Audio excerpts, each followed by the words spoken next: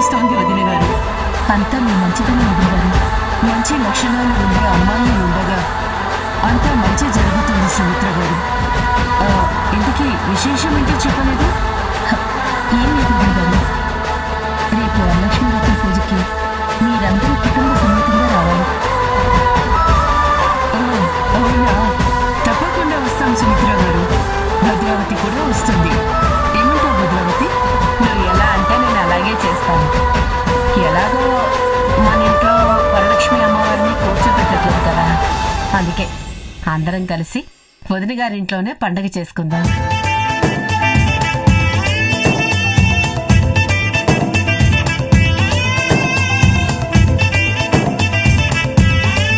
చాలా సంతోషంగా ఉంది. ఇన్ని రోజులు మాదొక చిన్న కుటుంబం, కానీ మీ వల్ల ఇప్పుడు చాలా పెద్ద కుటుంబం అయిపోయింది.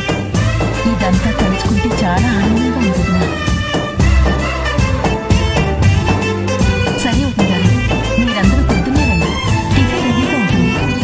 అంటే ఈ పిల్లలు తీసుకొని రావడానికి కొంచెం లేట్ అవుతుంది.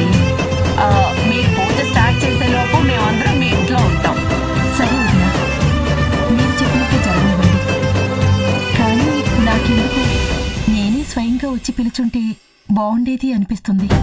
అయ్యో, అలాంటిది ఏమీ అవసరం లేదు. ఇప్పుడు మీరు ఫోన్ చేసి పిలిచారు కదా, ఖచ్చితంగా మేమందరం పూజకు వస్తాం. ఇక మీరు మేము కలిసి అక్కడే గ్రాండ్గా సెలబ్రేట్ చేసుకుందాం.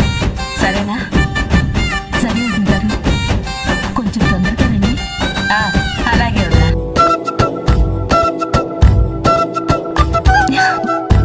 ఈ బాబు దొరకడం, మనం అందరం కలిసి వరలక్ష్మి పూజ చేయడం చాలా హ్యాపీగా ఉంది. అందరం కలిసి మా ఇంటికి వెళ్ళి అక్కడ శ్రద్ధగా పూజ చేసుకోవాలి. మనందరం ఎక్కడికి వెళ్ళటానికైనా రెడీగా ఉంటాం, కానీ మన మేడం గారికి ముందే చెప్పాలి, లేకుంటే చాలా కష్టం.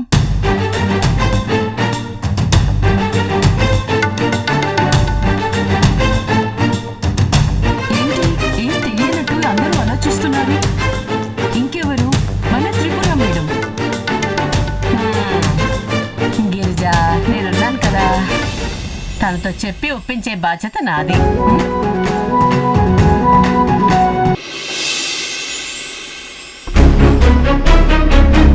ఎంత కాన్సన్ట్రేషన్ గా చదివినా బుర్రకెక్కట్లేదు. ఇంకా ఇలా ఎన్నాళ్ళు చదవాలో ఏంటో.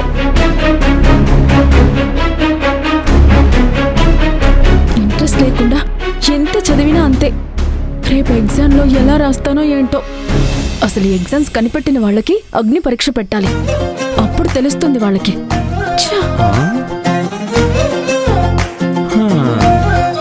ఏంటి, నా చిట్టి చెల్లెలు చాలా కోపంగా ఉన్నట్టుంది. ఏమైంది బంగారం? నా విషయంలో ఏం జరిగినా తట్టుకుంటాను, కానీ నా చెల్లెల విషయంలో ఏం జరిగినా తట్టుకోను.